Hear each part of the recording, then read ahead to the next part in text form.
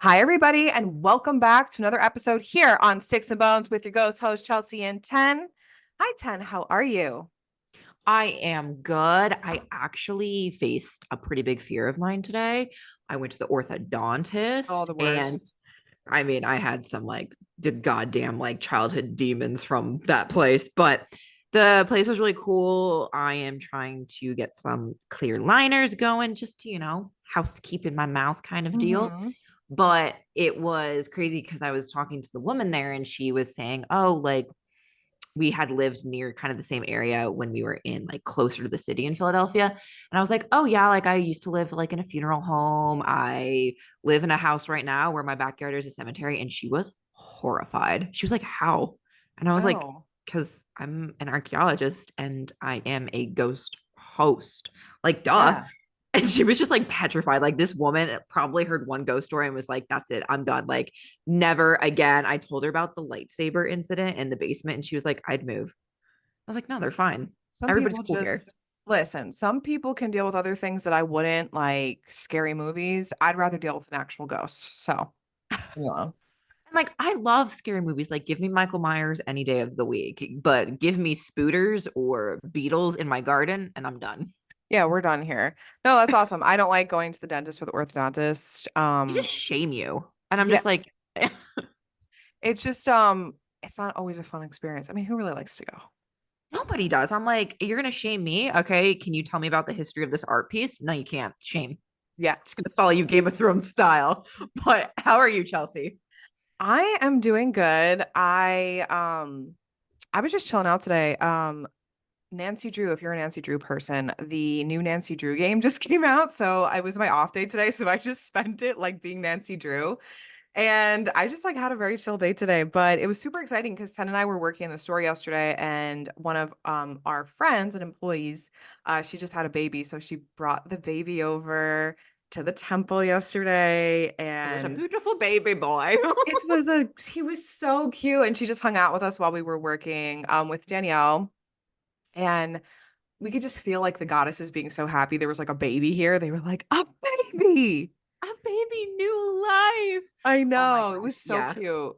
Shout out to Rachel. She really manifested the perfect baby. Well, that was one thing we would do when she would come to help us out. We would sit with her in the temple and be like, okay, like let's manifest the perfect baby, like a baby that doesn't cry, a baby that sleeps through the night. And that's exactly what she got. And he was so cute. We forgot he was there half the time. We did. He just napped and Voodoo and Iro met him and they were just they sniffed him and they recognized he came from Rachel. They're like, "Okay, I get this." And then they were I like, "I'm understand. done." Voodoo Iro, walked away. She was like, "Nah." Iro was like, I am Papa. This He is my laid child. right in front of him and was like, "Am I father?" He It has was red hair. I'm orange. it was really cute. So we had a really fun day. And then it wound up me and Ted wound up working late because we were just too busy staring at a newborn baby. We were like, packages to ship, things to make, collections to launch. No, we're gonna stare at the little baby in the temple and be like, oh, he's so cute. Um, It was a cute moment. It felt very Disney's Hercules, first 5 minutes. yeah, for sure. I mean, we had Persephone's candle lit, and she's like a goddess of like rebirth and like fertility. And I was just like, it was just you could just feel the love. And like Hecate is a protector of like children, and you just felt it. Like everyone was just super excited that there was a Mhm. baby in the store in the temple, and they were like, oh, a newborn, a mother, a mother. Anyway, well, speaking of the temple, we have a funny temple story that we're gonna tell you after Oh this, my but. god. Today's a really exciting day because if you listen to our last episode, today we are dropping our summer mystery boxes. And actually, in my notes, I have spring. That is incorrect. We're in summer now, girl. Summer mystery boxes are happening today, June 3rd at 12 p.m. Eastern Time. Large mystery boxes are available. You'll be getting both of the candles for the collection, the nymph and the forbidden fruits. The Oof, nymph oof, yes. people that buy the mystery boxes today are the only ones getting the nymph candle. It is not going live. The other boxes will not be getting it because of how fun and cute they are and very playful. All of our products are Yes. spelled handmade. You get a channeled reading from me and 10 that we handwrite and we seal and then we base your mystery box off of that. So we have a lot of fun new things for the summer. And yeah, I'm super excited. We also have Aphrodite things going on in the store. Aphrodite is being welcomed back into the store for the summertime. All the fun Mhm. things for the girls. All the fun things for the girls. And as always, we had to find the best artwork for you guys for this collection. And Chelsea talked about it last time. Like she really was doing the most during December and found this beautiful still life and was like, this I is was for moved the by it. girls. This is summer. This is still life. I need this in my house. And I was like, you know what? This is the still life that I can get behind. Yeah, I'm not usually a still life kind of person. No, It same. depends. I'm not like into like fruit still life, but for some reason, I guess because it was the winter time, in the winter, we're just all waiting to defrost of like, can we get back to the sunshine, please? Yes. And I just came across it and I was like, this is beautiful. But what's interesting about the still life is that it's oranges and uh-oh. I'm good. Oh, you're good. I thought Ten's Lego set was about to crash behind her. Sorry, we're not on video today, so you can't see us, but I was like, uh-oh. I was Uh-oh. watching that like a car Uh-oh. accident. Anyway, the still life is an image of oranges, which oranges traditionally in a lot of like magical practices stand for abundance, like cleansing, just happiness in general because of the color. But Yes. we also went a different route, and I'll have 10 explain it to you because it is called forbidden fruits. And you're like, why are you using an orange for a forbidden fruit? Well, Yes, it's kind of twofold. So there is a kind of personal story before we kind of get to like the theory portion. But the aspect of oranges is also crazy because Chelsea came up with this in December, like the coldest months of the year, at least for us on the East Coast. And my mom grew up in New York, and she would tell us, me and my sister growing up in San Diego, all the time that her parents would splurge each and every like holiday season on oranges because they never had that during the winter because they were so expensive back in the day mhm. during like December in New York. So I'm like, that is like luxury. It's really, it has such a crazy value because those aren't in season. You're somewhere and you need this almost like brightness, this incredible citrus. And when you move into like the artistic art history theories, if you've ever looked at the Ghent altarpiece, which is a little obscure, I know, but there is some discussion and discourse on the fact that it may actually have not been an apple that Eve picked, So cool. and it may have actually been a citrus. So on the Ghent altarpiece, when it is closed, it is scenes from the New Testament. I'm sorry, the Old Testament. Adam and Eve are on opposite sides, and Eve in her hand is holding a citrus. It's an unknown citrus, but we know it's a citrus and it's not an apple. So we're going a more obscure route of forbidden fruits, forbidden in times of cold when you might not be able to afford it and it's luxury, it's forbidden, or the taboo aspect of lesser known fruits in perhaps biblical mythology. Was it an apple or was it something else? Yeah, I truly love that because honestly, I feel like the apple's really overdone. Like the apples, we have done it. We've talked about the pomegranate to goddamn I'm death. never talking about the pomegranate again. I'm sorry. Ban on Persephone and pomegranate seed talk here at Sticks and Bones. Besides the previous episode, this is something we talked about where like we are not talking about Persephone and pomegranate seeds anymore because there's so many cooler things to talk about. And like this is what inspired today's episode because Yeah. you guys probably think we're gonna go one way with this. No, we're going a different direction. And like we're talking about obscure things that are just cool that you might not know because we get it, the pomegranate seeds. We know the apple with Eve, but tell me something I don't know. That it could have been a citrus? I didn't know that. Tell me something I don't know. The dead worship Persephone. Tell me these obscure things that it's called the House of Persephone. Like, Yes. tell me this cool shit. Who does she favor? Who is she wrathful towards? Like, Right. we've heard myth, we've heard the hymn to Demeter. We're moving on. Okay. We're We're educated over it, royals. girls. We're over it. I'm so sorry. I like this is a true life story. 10 was suggesting to me because we came out with a whole bath oil line in the store and she was like, we should call it the pomegranate. And I whipped my head around so fast and I said, I'm so sorry. I'm not calling this shit. just It's I like, just oh, can't. I just oh. I I can't will do hear it. you out. And then when I explained myself, she was like, you know what, you're right. And it's Fucking sad right, because we man. like pomegranates, but I feel like it's just so overly done and oversaturated. It is. It's And like we it's know like, so many better things about Persephone, you know? yeah, like it's a great symbol, but like give me obscurity. Give me the Yeah. lunula of the full moon. Like give me these Yes. charms that are not seen or have to do with ancient jewelry. Give me the strange and unusual and let's modernize it. For sure. Like I'm all about that life. Like there's so many other cooler things out there with the Greek gods and how the ancients were worshiping or viewing them or the things they were wearing for protection. I mean, our whole apotropaic image episode where people were using dogs, artwork of dogs, mosaics of dogs at the front of their homes. And other things to deflect the evil eye. It's like you don't have to go the Nazar route. Like I like to be a Yeah. different kind of girl. I want to be different. I want to be like a trendsetter. I want the cool, obscure things. So I that's want why to we're doing a citrus. I want a mosaic of a scorpion pinching an eye. That's what I want. That's what the girls want. Yes. Yes. Anyway, speaking of the temple. So this is really funny. Me and Ten were working yesterday. No, the day before that, before we saw the baby. And Yeah. we started selling olive leaves in the store because they're very representative of peace. The ancients also, had olive trees as well, obviously coming from Greece. So it's very symbolic in the temple. So we do sell them if you want them for peace.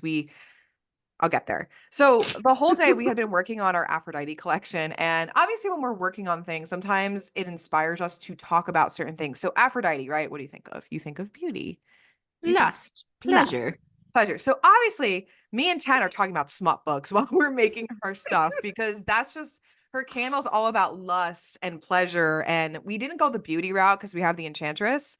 So, we Yes. were talking about like, smut books we're reading or like what are you interested in, what new books are you Yes. reading that are smut worthy that you want to share with your gal pal Chelsea. Or which one did you not finish? Like, which one on books of Instagram or book talk had you in a tiz and you were like, I gotta read it because everybody says I have to, and you were let down? Like, A that's what I hundred. want Yeah, right, we were just going over things, so to then know. it dawned on me that we had to prune like these olive Bushel. branches bushel that we had, and me and Ted are sitting on the floor just plucking leaf by leaf. It literally took us so long, and I turned to her, I was like, are we being punished for talking about smut in a temple? Are we getting punished because we're doing a retelling for Patreon? I know. I was like, we're being punished by the gods. This is a joke, by the way. Like the Greek Yeah. gods don't ever punish for smut. You know Don't what give a I'm saying? shit. Like, don't give a shit about that stuff. It's like clearly it was just a funny ode to Christianity where we both hailed from of like this would have been sinful and we would have had to repent at the Yeah. altar. Oh yeah. I was like, oh, oh, we got a full bookshelf upstairs. I was like, Gotta look the other way. so sorry I read Song of Achilles. So sorry. I don't look on my Kindle. So sorry. Please don't. Please don't come over and look at my bookshelves. Anyway, it was really funny because we actually had to pick each leaf, and I was like, kind of feels like this is a punishment of some sort. Would you say it's similar to rolling a boulder up a hill? Yeah, it was like the leaves were just never ending, and then they were getting everywhere. They were never ending, man. No. Anyway, well, we bagged them all nice, so those are for sale now in the store if you need some peace. Need some peace. But anyway, I wanted to share that because I was like, hello, what's going on? Hello. We are repenting. Just kidding.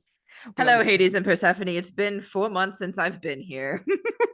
Oh my God, I went to penance like once or twice. They make you go at like first grade. Oh, And mine was second grade for me. it was, forgive me, Father, for I have sinned. It has been X amount of time since my last confession. Let me tell you something. My dad, a very old school Catholic, this man you're not supposed to receive the host in Catholicism unless you receive penance. He does not go up and receive that host ever. He probably hasn't been to penance since he's like 12. He doesn't go up and get his Jesus wafer. Anytime we're in church for something, he will knock it up. He's like, you guys are ridiculous. You didn't go to penance and you're not supposed to do this. He's by the book. Yeah, but apparently so. It's like the one thing he's like very set on is like, I respect my own religious beliefs and I'm not doing that shit. But we don't go to church. Anyway, it reminded me of that. I love that. I know. Um, okay, do you want to talk about the exciting announcement that we've already talked about, but it starts this month? Yes, yes, yes. This month, as everybody knows, because we've been, really, really talking it up recently, is Patreon book club, sticks and bones style. So, of course, we kind of mentioned it earlier in the Temple Smut area of we are doing, a sticks and bones book club, and we're focusing on the Song of Achilles. Chelsea and I actually read it last year, and man, we were out and about. So, please, if you are going to read it, know that it doesn't change what actually happened in history.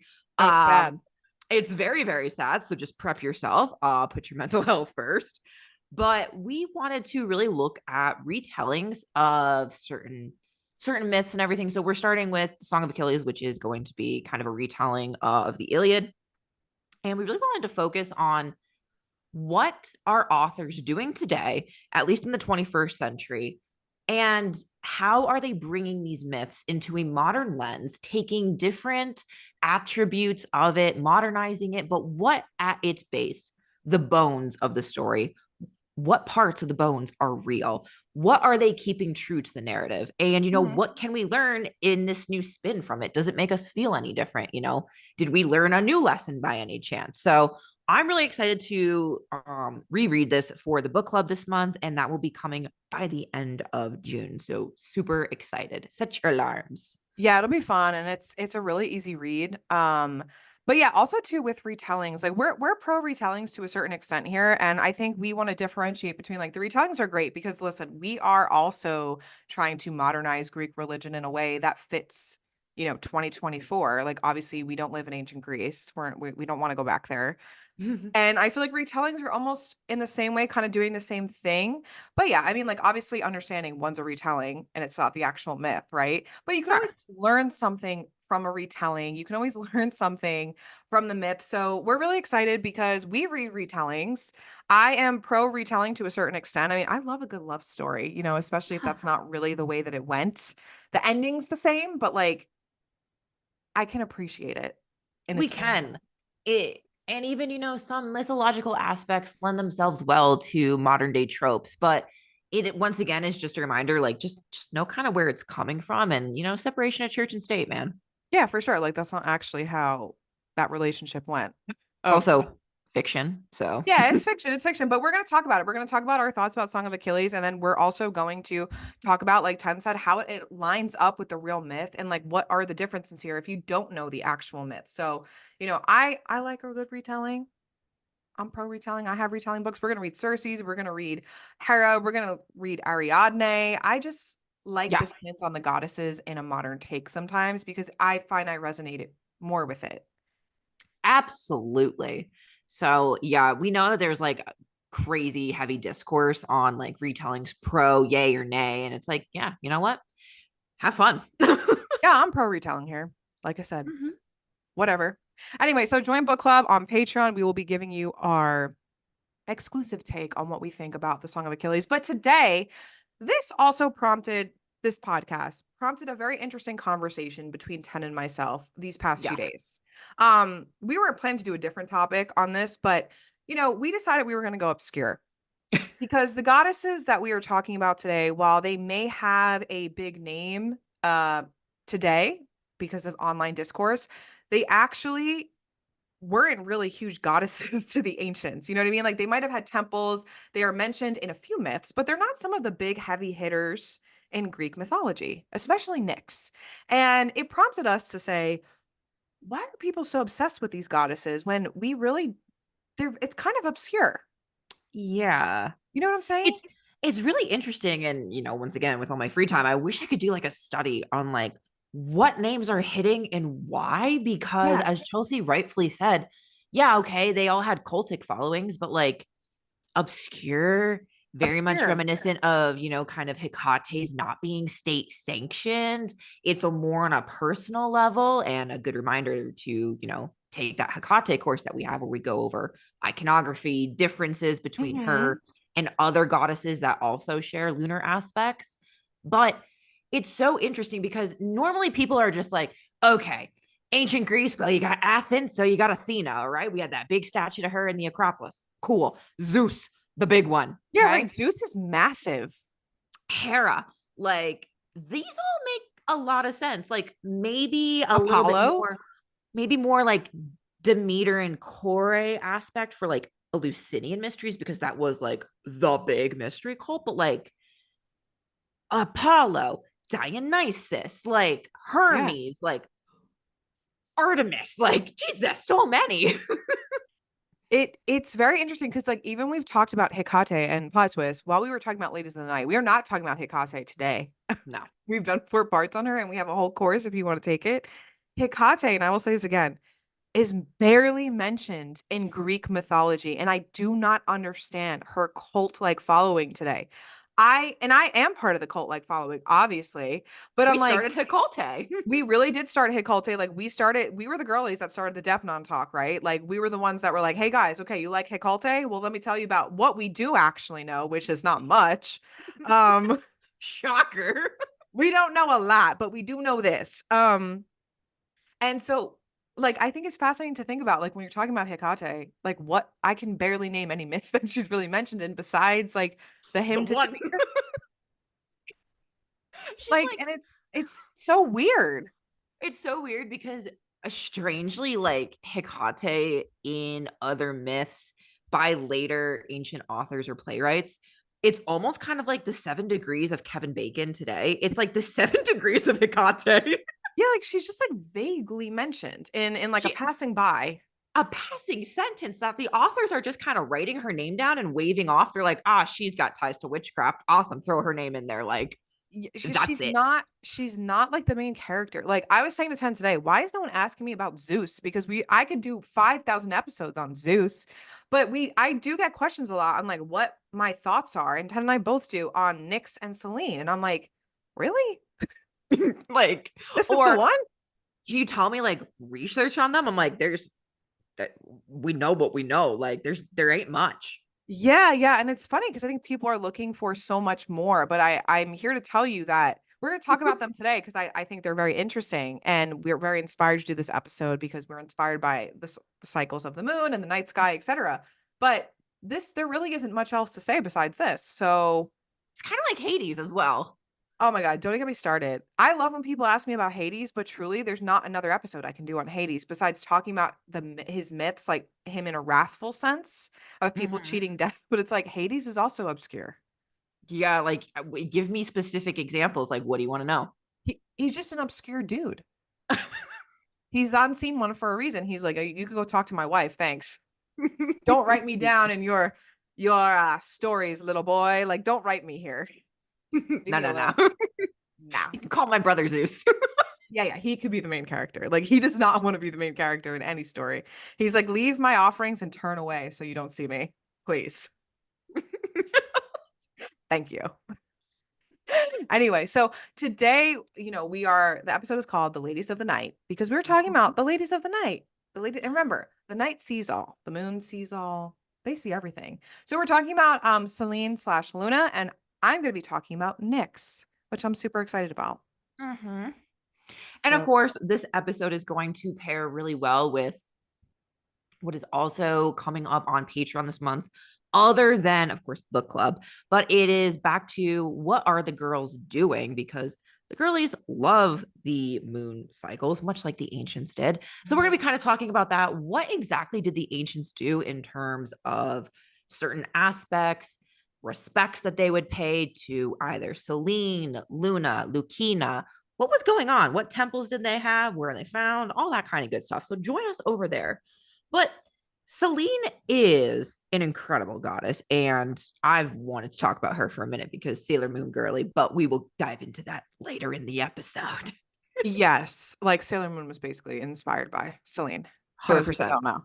Yeah, Um, plot twist. There you go. which is where a lot of the misconception about her comes from, I would say. I would 100% agree with you. Okay, so tell us who Selene is because the girls want to know The who is girls the want to know. personification of the moon. So Selene is the daughter of the Titans Hyperion and Thea, and her father is the personification and representation of heavenly light. So gorgeous, right? He's Hmm. often associated with his son Helios, and that's like a little spoiler alert, who is the literal sun. And his wife is the goddess of both sight and the shining blue light of the sky. So they're very light oriented, truly beautiful how they are written. I And love she it. actually bestowed gold and silver with their brilliant shine and their value. So just, I almost think of like the Northern Lights for some reason, like just truly ethereal, gorgeous. Yeah, I think about like when I think of Selene, I always just think of like the beautiful, like this is gonna sound weird, but those silvery, shimmery colors of the moon, like the moonlight. Like truly, when I think of moon dust, I think of Selene. Yes. You know what I mean? Like if you were to go to the moon and bottle it, It'd that's be what I that. think. It would be just that. So together, of course, they have their daughter Selene, the goddess of the moon, who is the capital THE underlined bold italicized moon. They have another daughter, Eos, who is the goddess of the dawn, and Helios, who was both their son as a child, and of course, the personification of the sun as well. So LOL, pun incredible. intended. And of course, all their children are Titans, and they were descendants of Gaia and Uranus. So, right now, Selene, her siblings, they're grandchildren to Gaia, if you want like a quick little family tree, because that's going to kind of come in. But she's depicted as a beautiful woman who sometimes will have wings and is always going to have a gold crown that is going to be in a crescent moon. And that's utterly gorgeous. Sometimes she's written that she will have horns, but I am actually unsure if that is just kind of how people see her crown coming out, that it looks like Mhm. horns, which is still pretty cool. And her crown shines a gentle light in the darkness of the night. I'm sorry. So it's not to take away the beauty of the darkness of the night. It's just to illuminate other subtle beauty. So like they don't take away from one another. They actually add beauty and light and darkness to each other. I love that. So two women who can stand together. We're here for it because not many people And can do that.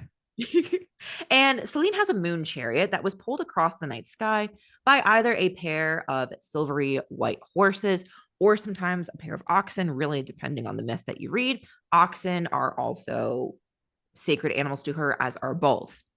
And of course, the moon phases are really important to the schedule of religious festivals and are celebrated throughout the year of ancient Greece and the religious ceremonies. They also symbolize the cycles of birth and death. Think of the full moon going to its biggest, brightest, fullest, Mhm. full life, bringing in all of that new energy. The new moon, you're losing it. It's almost the death of the moon. And the ancient Greeks, this was really important to measuring out months. They were going by the lunar calendar. And women in ancient Greece also had a special connection with the moon, as more often than not, it actually linked their menstrual cycles together. And the shape of the moon, when it was full, echoed that of heavily pregnant women. So it was always seen as very feminine. It was almost like this representation of a divine feminine that would always be above you. That makes sense. Mhm. There is a later part during the classical period where during eclipses and all of that kind of stuff, that when the moon would change colors or perhaps be dark when it wasn't supposed to, that witches were doing something to the moon. So at some point in time, Selene does become a little bit associated with magic, but I'm going to once again point you in the direction of our gal pal Hecate. But while so many people just see this like white, ethereal, silvery, shiny, golden goddess, like truly Google Serenity images from Sailor Moon, that is kind of what people really see when they think of her, right? But Yeah, she's for sure. actually a powerhouse of a goddess. And I think that's not stressed enough with whatever goddess you want to talk about, is that there's a base of one, every woman has a wrathful side in Greek Hmm. mythology, but two, that like Selene and so many others, they were warriors. They Yeah, were fighting on certain sides during major wars. So after the war with the Titans, where Zeus took over, Gaia was really upset that her children, who actually tried to go against Zeus, that she was really upset that he imprisoned them in Tartarus, and that is also like Gaia's related to Zeus as well. So a lot of family drama going on there. hmm. But Gaia's really upset and she's trying to get her children out of Tartarus. So she's trying to make deals with giants to try and usurp Zeus's throne. So Right. she's trying to stir up another war. And Hera has a prophecy that there is a mortal needed who is going to help the Olympians end this war. That is none other than Heracles.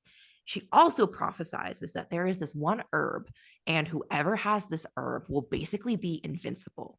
So she sends Zeus out on a hunt for it.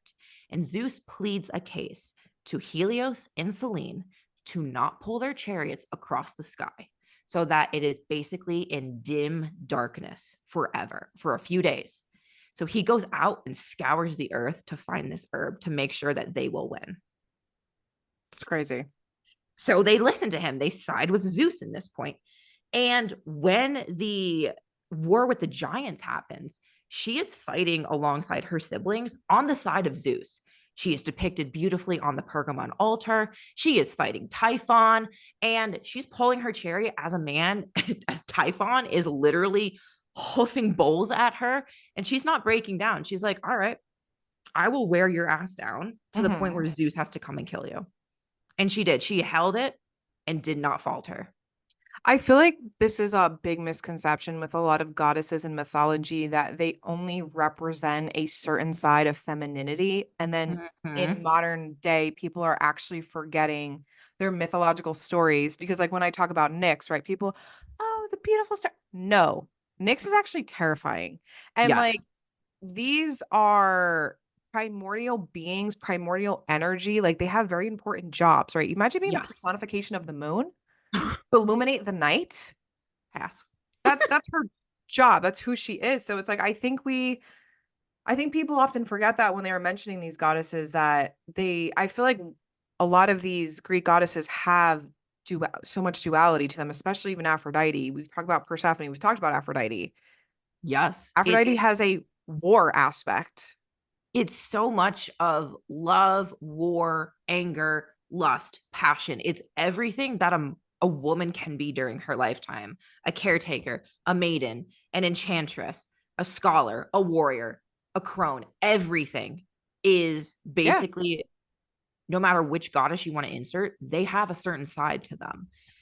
Because so many people really don't understand that she's found in art as a warrior. She's fighting alongside her brother Helios at a tower and actually is trying to repel attacks to hold a line, like military wise. Hmm. So she's just incredible all around. But probably the best known aspect of her, other than like she's the moon, is that there is a love story involving her as a goddess and a love affair with a beautiful, immortal youth, Endymion. Hmm. And depending on whatever story you're going to get to, he is the prince of a certain town in Sailor Moon, plot twist. Endymion was the Earth prince, and Serena was the daughter of the Queen of the Moon. So, hello, Greek retelling. So, Selene actually spotted the shepherd and prince Endymion sleeping on a hill in modern day Turkey. And overcome with his beauty, she waited for the new moon when her chariot would not be seen, and she flew down to lie with him as she slept. She would bear him 50 daughters. My And God. according to some sources, talk about the real She's girl funny. dad. Jeez. According to some sources, Selene begs Zeus to grant Endymion perpetual sleep so that he would not age nor die, and so she Oh. could watch him sleep peacefully each and every night. Other sources actually state that Endymion chose this for himself because he is somewhat related to Zeus, while some say that it was Selene's punishment from Zeus for being absent from the skies. So, however you want to take it, was it punishment that he had to sleep forever? Was it by choice so that she could, stare at him longingly and that she could watch him forever as an immortal goddess? Oh my Really God. kind of up to the interpretation. And it's really kind of crazy because Apollodorus actually says that because of Endymion's surpassing beauty, the moon fell in love with him. I can't. I It's mean, like, so that's a love oh, story. and she's always written about beautifully and like ethereal and like her Homeric hymns to her are just utterly like incredible. Her golden crown, her mortal head, the radiance that is encircling her. Hmm. She's almost angelic in a sense. Yeah. I mean, like, because when you think of the moon, that's what you think of. And it's weird because not to attribute a gender to the moon, but you always, I don't know why that is. You just always think of the moon as feminine. You know what I mean? A little bit Yes. more feminine. I don't know why. I can see the sun being Helios, which is this bold, like a little bit more masculine energy. For Yeah. some reason, the moon, you always think it has a little bit more femininity to it. And of course, in Sailor Moon, she finds herself falling in love with the Earth Prince and Endymion as well. Yeah. Well, it definitely was based off their myth. Greek Oh, mythology is everywhere if you just open your eyes. oh my God. I love it. I love Sailor Moon. Yeah, me too. I love the colors. Oh, Actually, over COVID when ColourPop came out with the Sailor Moon collection, I bought it and I never used it because I like didn't want to use the palette. oh my It was God. really I cute. know. It was really cute. I went to Ulta and I like bought it. It was the last palette and I was like, I need it. I never used it though. I just love the artwork, like both from the manga and from like the animated series. And the newer one is interesting, but I don't know. Maybe I'll start rereading all the manga again. Yeah, I mean, who doesn't like the aesthetic of Sailor Moon? The aesthetic, the cats, Artemis and Luna. Are you kidding I me? know. Really cute. Ah, Really love cute. it. But tell me about Nyx because I think she pairs beautifully, of course, with the moon. What is the moon without the night? So it's interesting that Selene is depicted as angelic because you might think Nyx would be depicted in such a beautiful way, but she isn't. And I'm gonna tell you why. No. And that's not a slight to Nyx. It's just this is how No. she is written in by the ancient authors. Yeah. And it's just very representative of who she is. I'm going to tell you about her, and you're going to be like, this makes sense. So, Yes. Nyx, I think the most important thing that we need to know is that she's born from a god and primordial energy of chaos. Oof. And Oof. that is her parentage. There's no gender on chaos. It's just she's born from chaos. Now, think about that. Like, you're thinking about energy, and everything is coming from something. She's a primordial goddess. Chaos. Think about the energy of chaos. I don't know why, but I'm just thinking of like the Big Bang from like the universe, and it's like Yes. that's utter chaos, and whatever comes out of that, bye, see you never. Right. Like it's uncontrolled, unstable sort of energy. It's powerful energy. It's dark energy. It could also be beautiful energy. You know, it could have a lighter side to it, but it's just chaos. There's beauty in chaos, but there's also a ton of darkness. Yes. So that is where she is coming from. And Nyx is, for those that don't know, the goddess of the night sky. Mm-hmm. Um, but Nyx has children with Erebus, and Erebus is the primordial personification of darkness. Now think about that for a second. What Oof. does that look like? You almost Dark. kind of see like, yeah, but that is almost like the feminine and masculine sides of darkness, if you will, is night and darkness. Like that makes sense. Yeah, I just think of like when like when they say the room is so quiet you can hear a quarter drop. That's what I Yeah. think of when I think of Erebus, like this just daunting darkness that's like looming over you that's just quiet. Ooh. There's also beauty in that too. So this is who she has children with. Nyx has a ton of children. So I had to just kind of pare it down to the few that are, a little bit more mainstream that we know. She has a ton of children. Any sort of spirit or daemone that resides within the underworld, most likely Nyx is their mother. And Nyx does reside in the underworld herself, which I will get to a description of her in a second. This is Oof. how she is portrayed in ancient text. So, some of her children include Thanatos, which is peaceful death, which is very interesting because when you think of the night sky, you also think of peace. Yes. Hypnos, sleep. But Okay. then another child of hers are the Furies. Hi. Right. And the Fates. So these are just a few big names that we know. There also were a ton more, depending on the myth, Hmm. depending on what you're reading. She has a ton of kids. But this is what was specifically written about her. So Nyx dwells within the underworld, which is Hades' domain. So you're Yes. probably like, how does the night sky? Like that to me doesn't make sense in my head. I mean, I get it, but I also don't at the same time. You know what I Yeah. mean? Like Like it you would makes think sense. that. Yeah, like it makes sense that darkness would dwell kind of underneath if the sun is coming from above in a weird way that I For know is not. sure. For sure. And Yeah. it's also been said too that Erebus also dwells within the underworld as well. So it makes sense. So here's what I'm reading. And there, at the ends of the earth, where sky meets earth, all in their order, are the sources and ends of gloomy earth and misty Tartarus, and the unfruitful sea and starry heaven, loathsome and dank, which even the gods abhor. So they're describing the underworld. Yeah. There stands in the awful home of murky Nyx, wrapped and shrouded in dark clouds. Wow. Talk about a no solicitation sign. Yes, like even the gods abhor. So they're talking about how she is just standing in the underworld, shrouded in darkness and dark clouds. They're not talking about stars. No, that's she's not like this. Oh my God, look, a shooting star. No, no. No. No, it's like I feel like she's a lady that means business. She's like, I have a very serious job. My job is to make sure the night comes. Yeah. I am the night sky. Yeah. I'm a very busy woman and I haven't got all day. Yeah, like without night, right? Like, because we're humans, we need sleep. A lot of people rely on the night. Mm-hmm.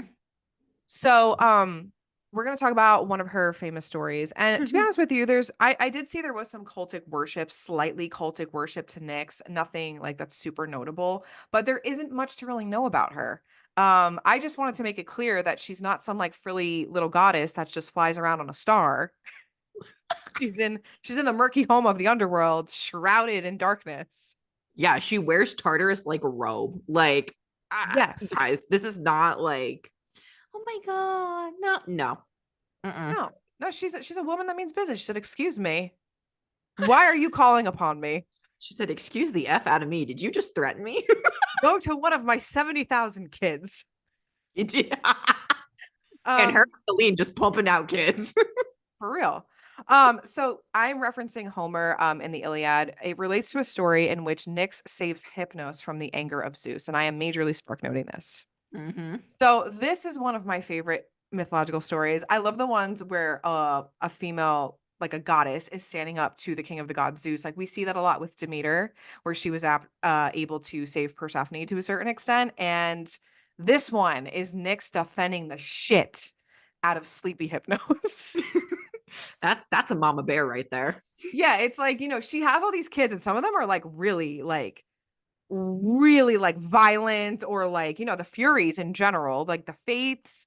She's They got death as a kid. Yeah, bye. death, all different types of death, right? It's Yes. peaceful death, it's violent death, Bloody death. It's bloody everything. death, massacre death, like any kind of aspect of death, like death of war, if you will. Yeah. Nyx is like, that's my kid, that's my baby.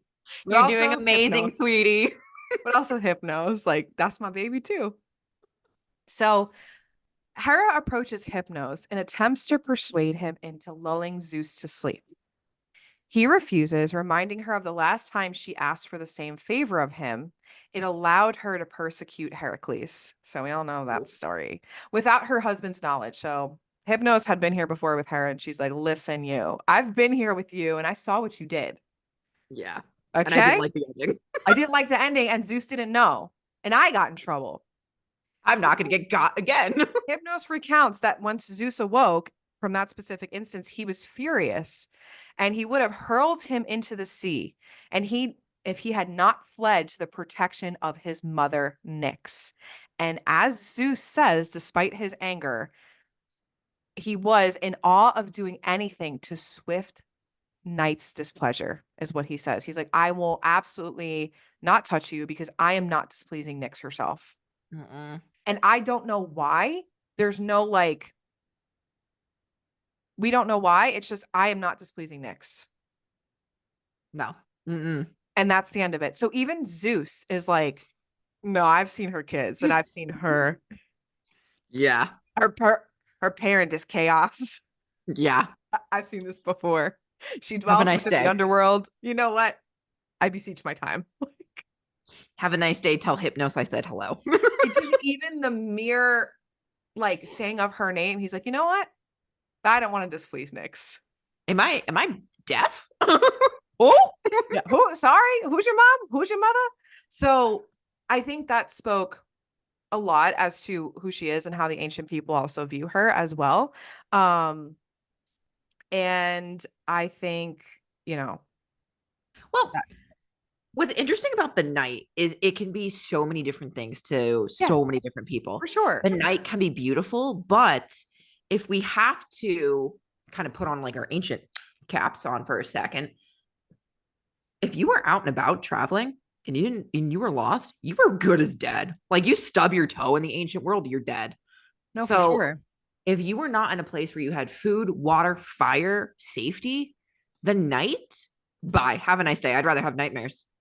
Well, as a woman, the nighttime is a scary Mm-hmm. thing for me. Like Ted and I have talked about this. I wish I can run at night when it's cool. I would love Mm-hmm. to run under the stars, but I'm too afraid of being kidnapped. Yeah, Like no. these are things you have to think about depending on who you are and where you are in the world and your lifestyle. The nighttime can be absolutely a terrifying place. I mean, there is beauty in Mm-hmm. the night. I love the night. I'm a girly that loves to do a full moon ritual and look at the beautiful night sky. Um, but also at the same time, because I am a woman, I also have to be afraid of the night as well. You have to be Yeah. cautious, you know? Yeah, yeah. You always have to take an air of caution. Like there's always that extra, am I safe getting into my car? I got my key locked and loaded between my fingers just in case. It's crazy because like I was telling my brother, he was on the phone with me and he was like, "Why do you have your key in between your fingers?" And I'm like, "Just in case someone comes at me as I'm walking in my car." He's like, "I never have to think about those things." I'm like, "I know." Okay. Like, welcome to the world of being a woman. Yeah, right. So, yeah, I truly just wanted to point out like also is this side of Nyx. It's while she's beautiful in the night sky, she also is feared by Zeus himself. Yeah, it's also interesting that when I was looking at, kind of like the cultic following Selene had, because she meshes pretty well within the Roman world with Luna, and Hmm. then, they go pretty similar ways.